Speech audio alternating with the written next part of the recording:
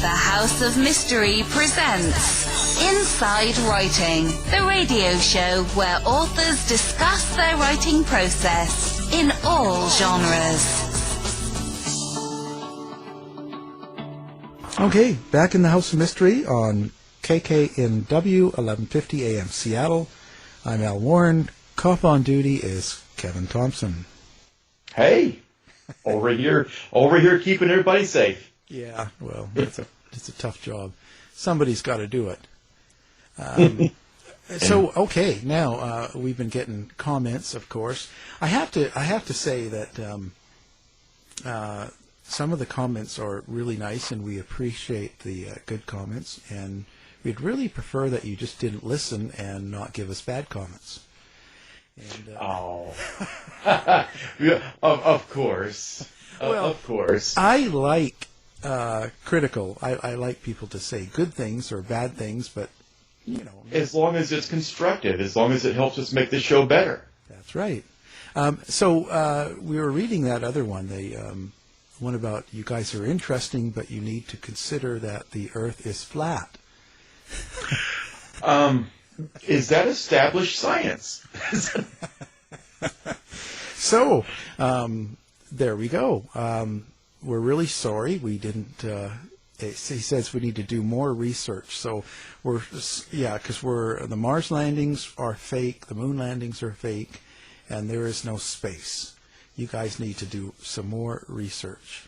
Okay, we apologize, and we will do some more research on that. And as soon as we find the evidence that the world is flat and we live under a dome, we will have whoever tells us that's true. And, well, allow me to amend that, Al. We actually have done the research. We've had Mark Sargent, who is one of the experts on the flat Earth theory. Yeah. We've had him on your show, and we've actually had him on Z Talk Radio. And he's presented a very compelling case. However, it's not convincing enough. So we have done the research, and I shall proceed forward with my spherical Earth theory. So there you go. You're part of the problem. So now, and we continue. What can I say? So remember, everybody, we've got some good shows coming up here. Of course, we're doing the Courtney Love and some shows around her as well, and the killing of, or the death of, Kurt Cobain. And we also have booked F. Lee Bailey. Oh, that's going to be exciting. That's coming up soon. Yeah, actually, we record with him next week. And the chief of police for the Seattle Police Department. So some interesting shows coming up. I actually, and the police chief sounds really nice. I've only talked to him on the phone and all that, but I'm going to meet him early before the show and go over some things. So that's really interesting. He's quite a nice guy from the sounds of it. It's, I guess I don't know why he sounds surprised. Yeah. Now, I'm kind of proud because our guest today, I actually have a bond with already. And both of us are from Alabama. Oh, should I cut that out? No, there is no editing here. No teleprompter. We're teleprompter free. Yeah, this is the teleprompter free zone and the Trump free zone. Remember that? Okay. We're not going there. Okay. So now, so we're talking about an ex-cop, I believe he was, and he's written some interesting books here, and it's really caught my eye. So he's agreed to be on the show, and we're pleased that he's here. Stephen David Lampley, thank you for joining us. I appreciate the opportunity. Thank you for having me. So Stephen, now that you're on board in the crazy House of Mystery, let's start with who you were. Like, where were you a policeman, and sort of what was that career about for you? How long did it last, and when did you leave? Actually, I got bored. I was a banker prior to being a police officer, and got bored sitting behind the desk and gave up my career there and my secretary and went to work at Birmingham Police Department in Alabama. That's where I started. And then I worked for a couple other departments after that, where after 21 years I retired. Spent the last little under 4 years working undercover SVU with child predators online. Oh, wow. You've had a rough career. First Birmingham, and then working with child crimes. Yeah, it was interesting. I never really had a clue. The chief called me one day and said, "I need to see you in the office." Of course, I immediately thinking, "Okay, what did I do? What have I done? Am I getting days off?"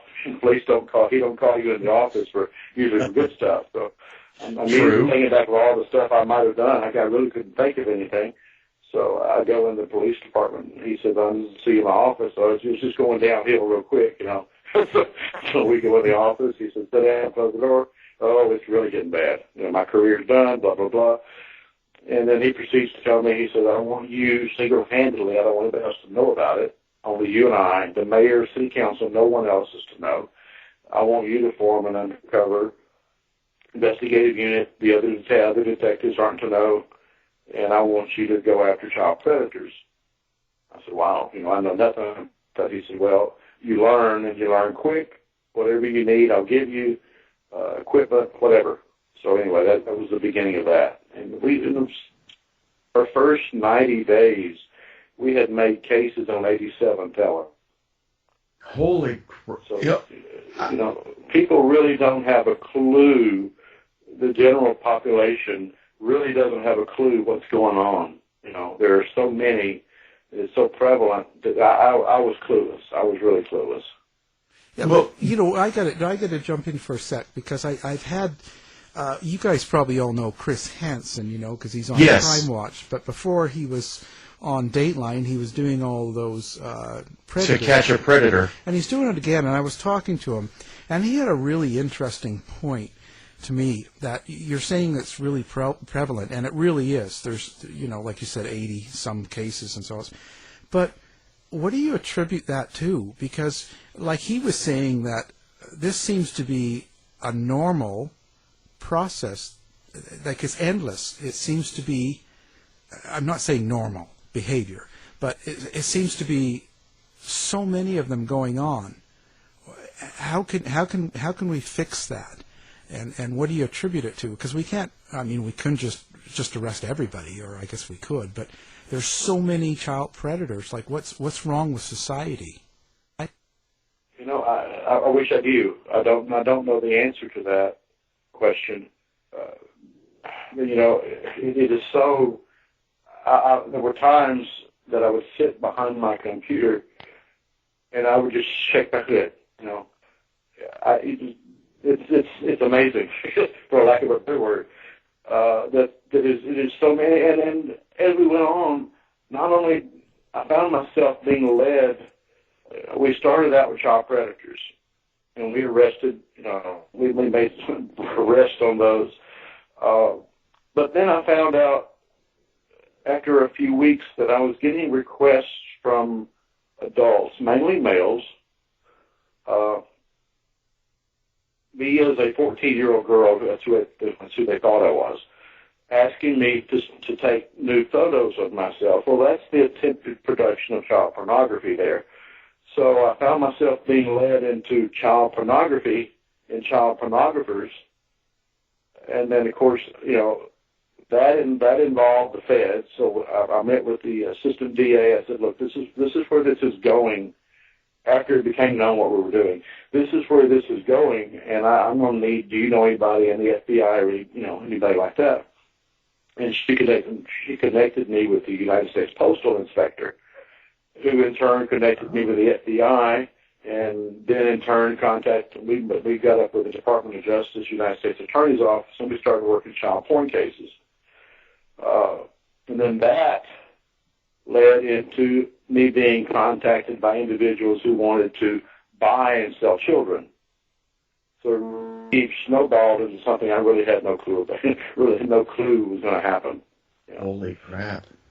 But it's so prevalent, and I don't know if there's an answer, because most psychologists and psychiatrists, of course, there's varied opinions, but most would say it's not you can't be rehabilitated. Of what I'm thinking, we see, because first of all, we look at things subjectively. So personally, I don't get it. Like I'm not interested in children, never have been, except for when I was a child, I guess. But so I don't really get it that way subjectively. And objectively, again, it's really confusing, because I don't understand, but I can see some creeps out there buying and selling kids, and all that. But when they do these shows and they do these setups, it's like you said, there's just tons and tons of men trying to get 14-year-olds and 12-year-olds and all this. I just don't understand it, and I don't see where we can go with it. That's all. Well, maybe, Al, it's an ego trip that I'm the first one to actually perform this act on this person. And there's also a lot of insecurity there as well. A lot of they don't relate to adults, so they relate to children. Yeah, the Michael Jackson sort of syndrome. Yeah. Yeah. Not suggesting that he. Well, no, not at all. No. But no. Of all reality, he was definitely more secure around children. Whether he had sex with them or not, it's not been proven in court. But he was definitely drinking his Jesus juice and hanging out with little kids in his bedroom. True. And, we don't have any legal proof, but to hear him tell it, it's the most natural act that you can do. Well, see, and there we go. I just find it really confusing, because because at one time before the Chris Hansen interview, I was thinking that it was just something that happened every once in a while. And it wasn't, you'd catch one or two type creeps that were raping little kids, and that's really bad. But it just seems like there's tons of them.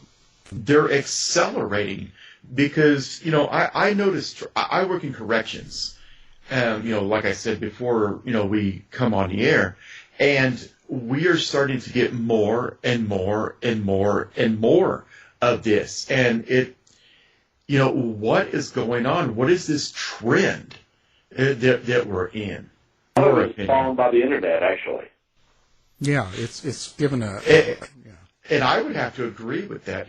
Before we're now beyond the age of, hey, I'll send you a couple of Polaroids. Yeah. The internet has caused a tremendous surge in child pornography and child solicitation. Tremendous. Now here's a very difficult question, because prior to me moving to Alabama, I served a very short tenure undercover, but all I ever had to do was drive drugs around. Mm-hmm. During your period working with child predators, did you ever find yourself in a position to where you sympathized or began to understand what was going on with them? No, not at all. It was never, no, not even close. And then an adult or anybody that would take advantage of a child is totally, to me, reprehensible. It's there's no justification for that. I could not relate whatsoever. Yeah, and that's the thing. That's where I have the problem, because I don't relate. I just don't get it. And that's not. I'm not saying I'm better than anybody, but I just don't relate. I don't. It's just something I don't understand. So. Well, and I'm going a step forward with this question. Having said that, I happen to know from, working in law enforcement for 20 some odd years, that pedophiles and child predators, they have a certain code, or, they have certain symbols or certain ways of identifying each other. So if you didn't relate to them in some sort of way, how did they come to trust you? Well, we started this, I guess, innocently, if that's the word I'm looking for, enough to where I would portray myself as a 14-year-old girl, and then, you know, at that time Yahoo had chat, and I went to a general. I didn't go to a sex room. I didn't go to anything leading. I went to just a general chat room, and I would log on. I wouldn't say anything, and within a span of seconds, I would have adults contacting me. Hey, how are you, sweetie? And the grooming process. Some of them didn't try to groom; they just went right on into the sex. Some went through the grooming process. But yeah, Well, Wow. I've seen your picture, so you don't look like a. When you're doing that kind of work, doesn't that affect your own family in a way, and your own family life? Not really. I mean, when police officers, as a rule, and Kevin can probably relate to this, some stuff you don't take it home. You know, you leave it at work as best you can. You know, it stays in your head. And the only real effect it had on my family at the time was the hours that I had to keep, because I had to be available. You know, if I had a predator driving from Tennessee, or if I had a predator driving from wherever, then I needed to be available at 3 o'clock in the morning when my parents were, quote unquote, gone for the night. So that was the really only impact that it had on my family were hours, which I didn't tell them most about what I was doing.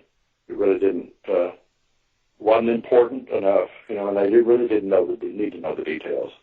So now, when you first started writing books, what was your first book, and how did you get into writing that subject? Well, I wasn't going to write at all. I had no intentions whatsoever of writing any book, and had some friends who knew of my police career and said, "Steve, you need to write a book." I said, "No, that's not going to happen." Sorry.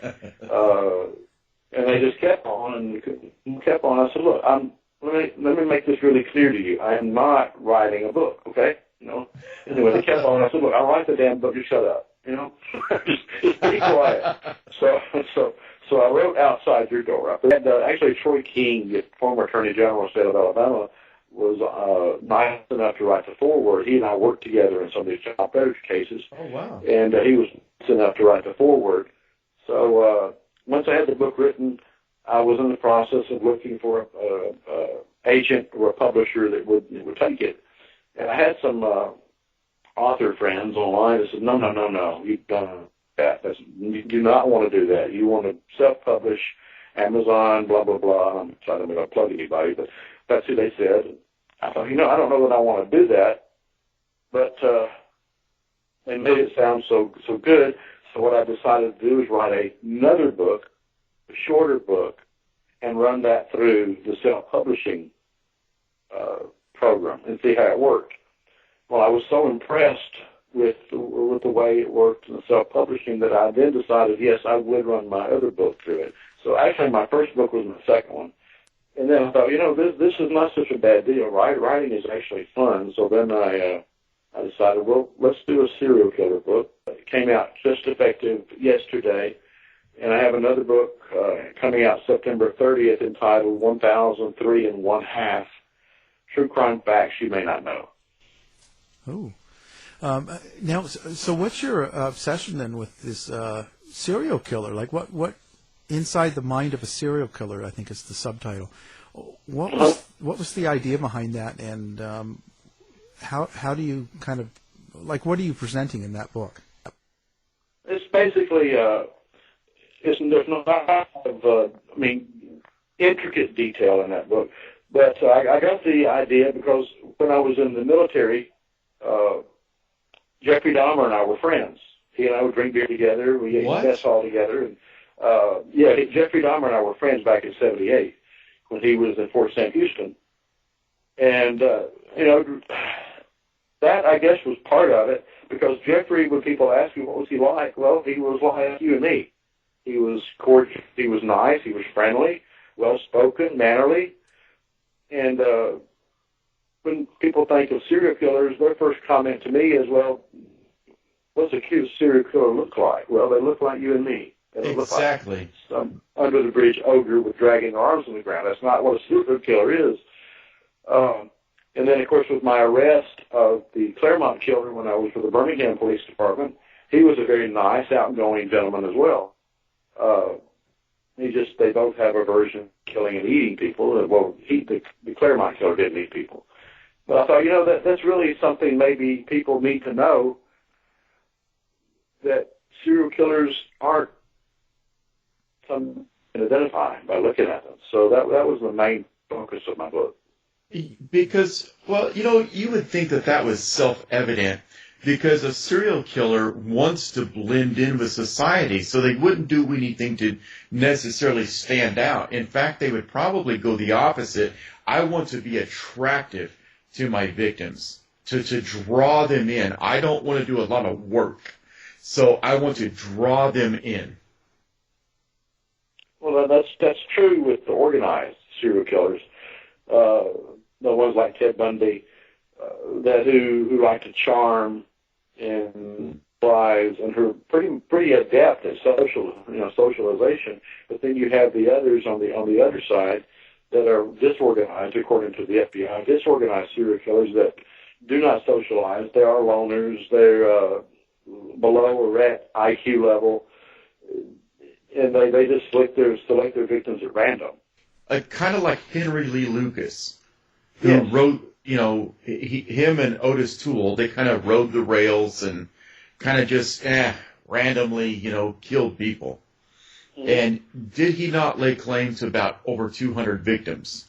Yes, but of course they weren't able to prove. But I don't remember, maybe a handful of those. I can't remember exactly how many they were actually able to verify. I think it's about eight or nine. 8 or 9, yeah. Yeah, and I think that the media kind of, in the way of movies and stuff, like people think that, Silence of the Lambs, and people have this idea that serial killers are very sophisticated, smart, in all cases, and that's just not true. No, serial killers, as far as their IQ goes, they follow the general population. You have Otis Toole, whose IQ was like I believe it's in the 70, 75 or so. Yes. And then you've got Ted Kaczynski, who's the Unabomber. His IQ was in the 140 range. So they follow the general population. There's no IQ that sets a serial killer apart. So in your book, Inside the Mind of a Serial Killer, what do you reveal? I mean, having said that, we've got them over the span of the spectrum. Serial killers of all intellects, all types. What do they have? What makes a person want to kill and be addicted to killing? Well, it was a broad. In 2005, the FBI sponsored a symposium in San Antonio, Texas, where they brought together 135 of the world's top quote-unquote serial killer experts. And their purpose was to come up with a one-size-fits-all template of a serial killer. And, of course, by their own admission, at the end of 3 days or 5 days, I can't remember, they realized that, we failed. We can't do that. It's not possible. Yeah, this isn't Criminal Minds.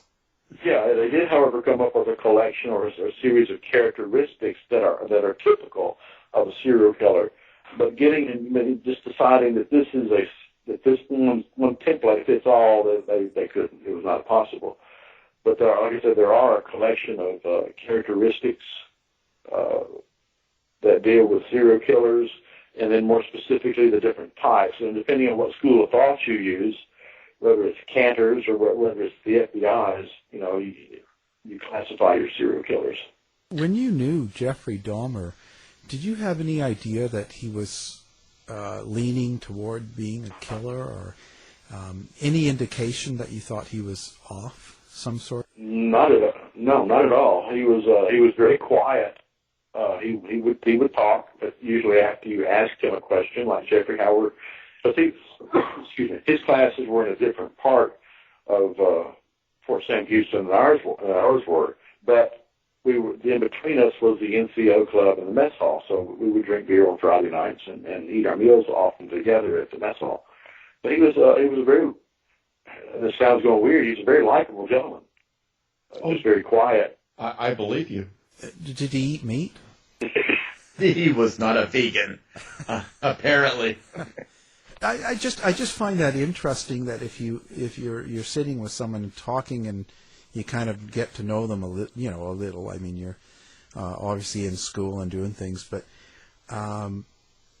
did it really shock you when you found out about Dahmer later? Well, I hadn't really. In the military, you meet so many people; they come and go. You make some friends and you forget about some you knew, and I had pretty much forgotten about it actually. And my best friend one day, he called me on the phone. He said, "Steve," he said, "do you remember the guy that used to eat with us, sit across from us at the mess hall, and then we would have beer with at the NCO club?" I said, "Well, I don't know which guy you're talking about." There were several. He said, "Well, the guy who used to almost always sit right across from us, had the aviator eyeglasses, sandy blonde hair." I said, "Yeah, I remember him." He said, "Do you know who that was?" I said, I'm trying to think of his name. I thought, no, I can't. It's been so long. No. He said, "That was Jeffrey Dahmer." Of course, by that time, everybody knew who Jeffrey Dahmer was. And I said, "Are you sure?" I said, "Well, that sounds vaguely familiar, but are you sure?" He said, "Oh, I'm sure." So I went back and looked at some papers. And I thought, sure enough, it was Jeffrey Dahmer. And we didn't know at the time he had actually killed one person. The person he killed, I think it was his house, I believe. I can't remember. He had already killed one person. We had no clue. There was no evidence. There was nothing there to indicate that he was a serial killer, which is, why one of the reasons I wrote the book is that you can't tell. But we had no idea. Yeah, I would just think that's crazy. And detecting liars, what are you giving people in that? That is a book of indicators that when you're talking to somebody or even texting somebody, things you can look for that may indicate that you're being lied to. Things such as pronoun changes, just a variety of things. I shift, things that people can report in the conversation that says, while I can't be 100% certain because there's no technique, including polygraph, that's 100%, revealing on lies. But it gives you an idea that, hey, this person's probably not being truthful with me, and then you can take it from there on what you need to do. But, there's anchor points, false, something we can use called false incident questioning, allusion, a lot of things in the book that you can look for. Kind of like comfort gestures. Yeah, I mean, if a person is, we had a case one time where this person was really good friends with this other person, but instead of calling her by name, she says she, her. Well, that's an indicator. If a person is using pronouns instead of a person's name, especially if they know the person real well, that indicates that they're trying to distance themselves from that person or that incident. Absolutely right. Now, do people do that on purpose, consciously, or is that just something that happens subconsciously? It's usually autonomic. There are some things people will. The big thing is, well, if they won't look me in the eyes, they're lying to me. That is so totally not true, because the common belief among people is that the person will not look me in the eyes, they're lying to me. Well, that's not true, because you have people who have self-esteem issues, and different things that they're just not comfortable. Yeah, that they may not be lying to you, they're just not comfortable looking you in the eye when they're talking. Yeah, I find that a lot of guys have a problem looking other guys directly in the eye. Yeah, there's PTSD, for instance. People who have bipolar are not always comfortable looking somebody in the eye. So that, if we use that as a guideline, then everybody that has self-esteem issues is a liar, which is not true. True. So not true. You have to establish a baseline. Exactly. Yeah, you have to know what the normal conversation, how they act. You can look at somebody and say, well, they're lying to me, which is the baseline you talked about. Now this is going to be an obvious answer, but just out of curiosity, I want to ask it.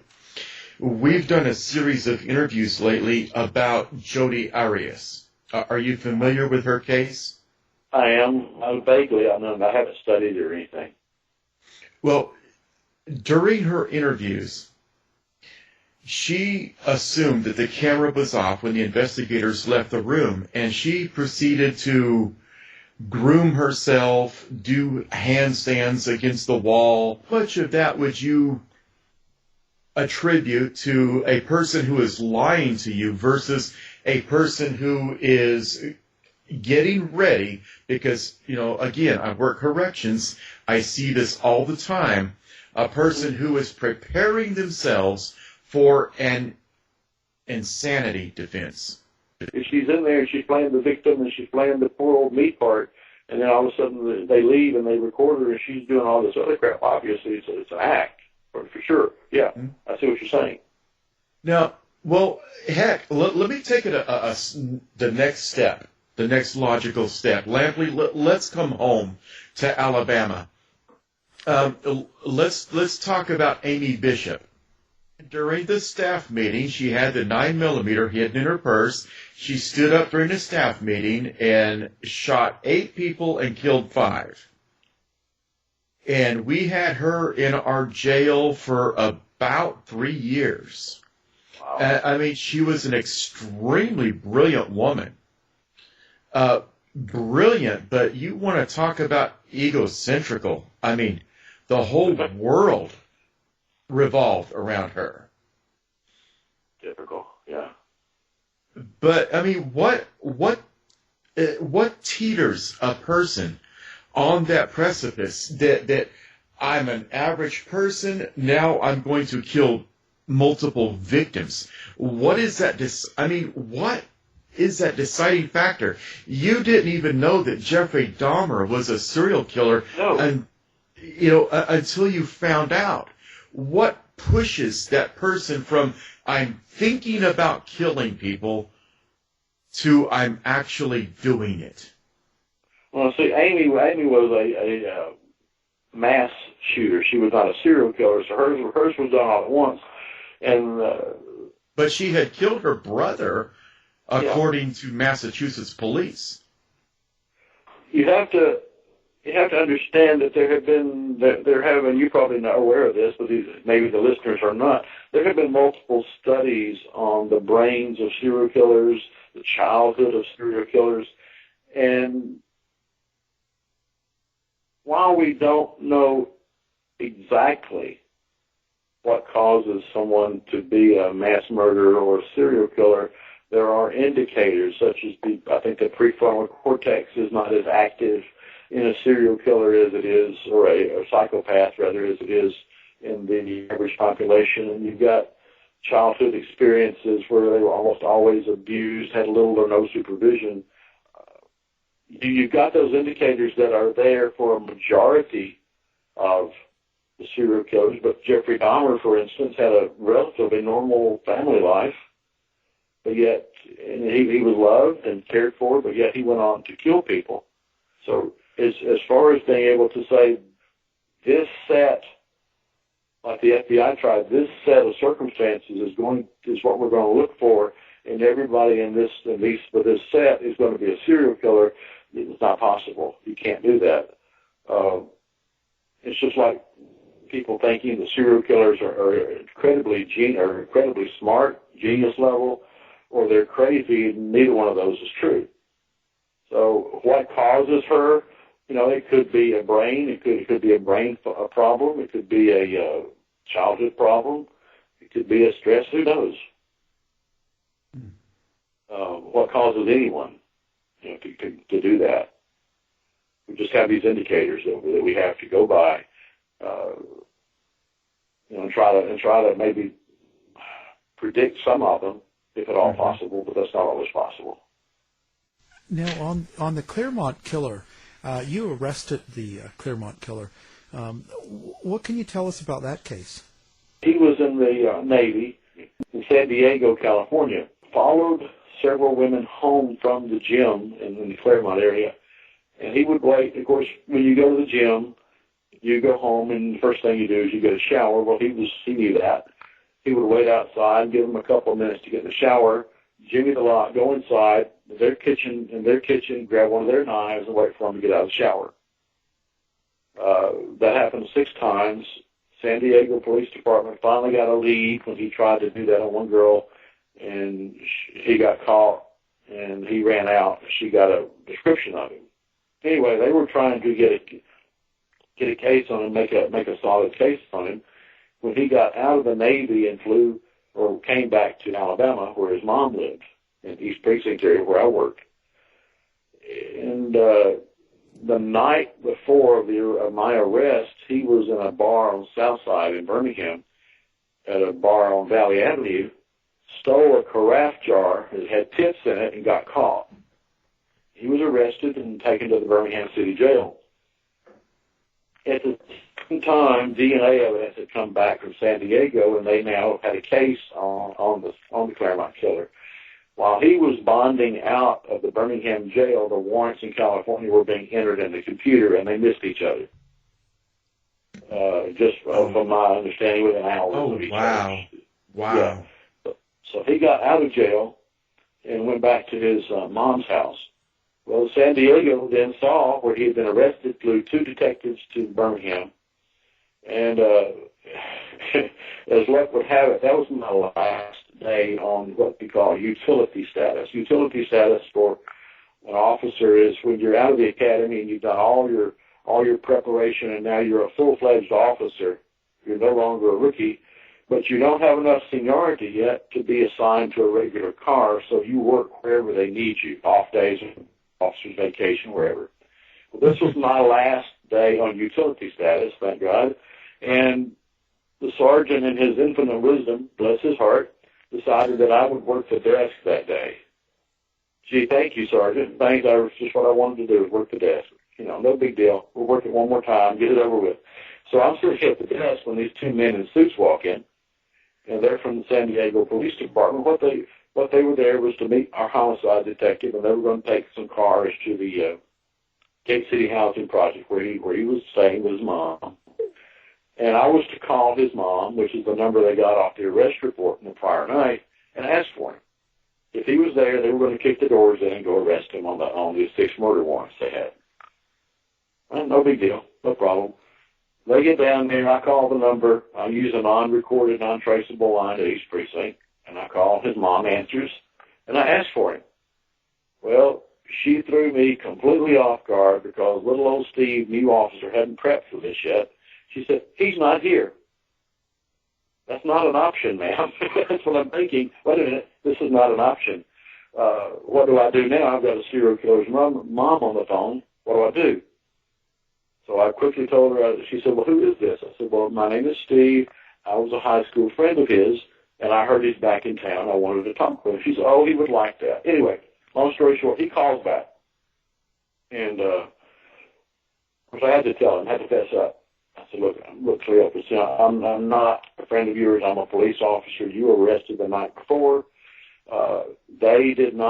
We have not finished all the paperwork on you. We got more paperwork to do. I cannot come and get you, so if you'll come to East Precinct, we'll finish the paperwork.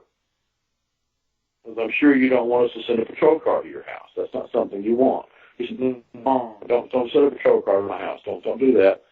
I'll see if I can get a ride in. Well, about 8 hours later, at 12, I think it was 12:15, he walks in the precinct. So that's how that went down. But he was a nice guy as well. A very outgoing, very likable kind of guy.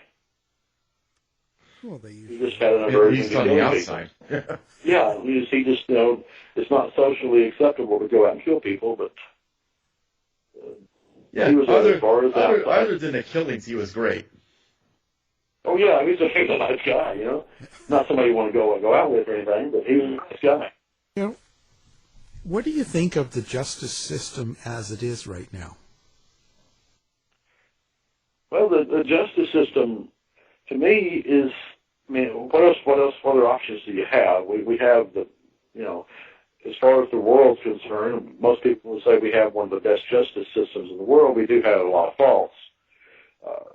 And I will be, and I know there's this stereotypical, people say, or officers say, well, they got out of jail before I finished the paperwork. I've been there, done that. I've actually been at the Birmingham City Jail doing my paperwork, and then people walk out the door. Yeah, that's bonding out before I get back in my patrol car. That is extremely discouraging. I understand that. You know, but it happens. Do you think the portrayal of what cops actually do is pretty accurate on TV? It depends on what show you watch. I had this conversation with somebody last week. They said, well, you know, have you seen so-and-so? Well, as a rule, I'll just be honest, I don't watch cop shows. I don't particularly like them. Yeah. But there was Cops is sort of real, but I have sat and watched. Of course, Cops is no longer on television, but I have sat and watched it and just shook my head. So that's not how, you know, the camera's talking. There's cameras talking. The cops are this particular officer's talking to the camera. Not all of them. Some of them were real. But there was one television show on TV. It was a series, and to me, it represented police officers in a more realistic fashion than any other program I have ever seen, including Cops. And I believe it was called Southland or South. Yes, Southland. Southland. Yes, sir. It was, to me, that was the best television show for police officers I've ever seen. But it didn't last long. I don't think. I think it may be a season or 3. I'm not sure. Probably because it was too realistic and not glorious enough. Yeah. To me, that was the most realistic television show for police officers that I had seen. And what do you think about the current status of police and all the controversies going on with people being shot and there's a lot of negative talk and stuff like that. And how does that make you feel? And what's your opinion of how cops do their job? Well, statistically speaking, less than 1/2 of 1% of officers are doing something that, in the words of Paul Harvey, misfit their badge. 99+% of all are doing what they need to be doing, following the letter of the law, and they're doing things properly. Unfortunately, you've got those few that, and I'll say it, think they're above their badge, above the law, and get into situations that they should know are wrong, doing things they know or should wrong, and that's what makes the news. You don't ever see on the news, or very rarely ever see on the news, that this police officer did this or did that to help somebody or did this. But what the news wants to show is what people want. I won't say want to see, but that's what makes the news. News is mostly negative. And are all police officers above, are they all great? No. But they're not all accountants and all doctors and all priests, and there's no 100% in any profession. It's just that police are in the limelight, and I'm not making excuses for them, because there are bad ones out there. There's bad ones in any profession, but it hurts the whole profession in general when somebody goes off on a limb like that. True, and let me amend that statement. I remember in 1 year at our jail, we had 3 officers perform heroic acts. 2 of them saved inmates from suicide. Another one, and I will testify to this one because I was involved, we performed CPR on an inmate that had a heart attack and actually saved his life. Mm-hmm. None of that made the news. No. But one officer struck an inmate who was in restraints, and that made the news, and it made a federal lawsuit. Yeah. That's exactly the case. there was an, I hate to keep telling war stories, but a case in point, it's in my book, Outside Your Door. We had a magistrate in the city of Birmingham who had severe animosity toward police officers. And that's something you really don't need if you've got a magistrate that has animosity toward police officers. That's a hard situation because you work so close. Well, the senior magistrate decided he would send this junior magistrate out on the street with a police officer, let him see what we do. Well, for some reason, they wanted me to ride him around.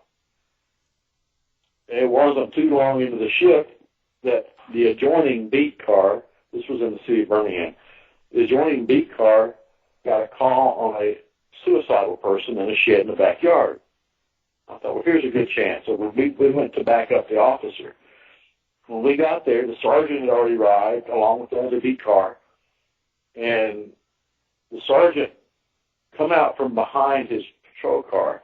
What it was an elderly man sitting in the backyard in one of those metal sheds, the door open, sitting on a 5-gallon bucket, shotgun butt sitting on the floor, barrel under his chin, finger on the trigger. Oh boy! Just waiting to blow his head off at any given, just pull the trigger, it's done. Well, the sergeant comes out from behind his patrol car in plain view, looking in the shed, no protection whatsoever, and looks at the gentleman and raises his hands. He said, "Sir, I want to talk to you. I don't want you to shoot me, and I don't want you to shoot yourself." He said, "What I'm about to do, I want you to know," he said, "I'm going to take my right hand, and I'll reach down, I'm going to pull my keeper off, what keeps my belt on. Mm-hmm. I want you to watch me." Yes. He's right in front of him. He said, "I'm going to take my left hand." Anyway, he lowered his gun belt to the ground. He said, "Now, sir, I'm going to keep my hands raised. I don't have a weapon. I want to come to the shed. Will you let me come to the door and talk to you?" And the gentleman's still sitting with a shotgun. So the sergeant goes up to the door, and, of course, we can't hear the conversation because we're behind our cars. He talks to the gentleman, and in like 5 minutes or so, he goes in the shed. So the magistrate who was riding with me said some expletives. He said, "He went in the shed." I said, "Yeah, he did." He said, "Why did he do that?" I just looked at him and looked back toward the shed. It was, I don't remember the span of time, maybe 20 minutes later, the sergeant comes out of the shed with the elderly man, and the sergeant has a shotgun in his hand. Of course, they took the elderly man to the hospital for a psych eval. And we're riding down the street, and I didn't say anything. I kept my mouth shut. Finally, the magistrate looked over at me and says, "That has to be the single greatest act of bravery I've ever seen in my life." He said, "Well, you asked why he did that, and I didn't answer you." I said, "The reason he did that is because he cares. We all care." Exactly. You know, and that didn't make the news. No, but that is beautiful. We perform acts. If I can brag on my team, and you and I talk as law enforcement officers for just a moment. Mm-hmm. Members of my team do that every day in the jail. Mm-hmm. We approach these inmates as people, as human beings, and talk them away from doing even worse acts behind those walls. And it never makes the news. Just whenever we screw up makes the news. And it is a terrible feeling that we do so much good, but the media just portrays us as a bunch of knuckle-dragging hacks. That's right. Yeah. I mean, like your sergeant, he went in there and he approached that man who was in distress as a human, as a person, and talked him away from committing, the ultimate of murder, killing himself. Mm-hmm. And that magistrate didn't understand it because they're kind of on the fringes of law enforcement. But we do those acts every day. We walk into those dorms every day. I had an individual just a couple of days ago show me a shank. And he's like, you're going to have to come in here and get it from me, Thompson. And I had to approach him as a person. No, I'm not. You're going to put it right there on that food port. Well, no, you're going to have to come in and tase me and spray me and get this from me. Come on. And I said his name because we're familiar with each other. And I've developed a rapport. I'm like, no, you know me better than that. I'm not going to come in there. You put it there on the food port, and I'll talk to you like a man. And I will treat you with dignity and respect like a man. Exactly. Okay. And he put it on the food port. What did I do? I kept my word. You didn't shoot. And I kept... What's that? What's that, Al? No, I did. I didn't. You know, although I would have, at that point, with him with a weapon, I would have been justified. But I talked to him like a man through the food port, mind you. I'm not a fool. But he gave up the weapon, and we treated him like a man. Exactly. Yeah, if you treat people, there's a story in my book about, I guess I keep referring to my book, there's a story in my book Outside Your Door about that as well. If you treat, people get involved in things in their life, and they make mistakes. They make stupid mistakes sometimes. But that doesn't make them a bad person. That just means they made a mistake. You know, you treat them with respect, and as a human being, you'll get a whole lot farther than you would, dogging them out or treating them like some kind of animal. Exactly. Especially in jail, if I can kind of, expound on this, because they're behind bars and they feel like animals. Mm-hmm. So if you treat them like a person, you're kind of elevating them outside of those bars, if not at least for a moment, That's true. You're exactly right. But the things you talk about, the good things that go on in the jail that y'all do on a daily basis, you're not going to see that on the news because that's not what the news media wants to show. So, Steve, let's talk about your books. Now, your books can be found, of course, at Amazon.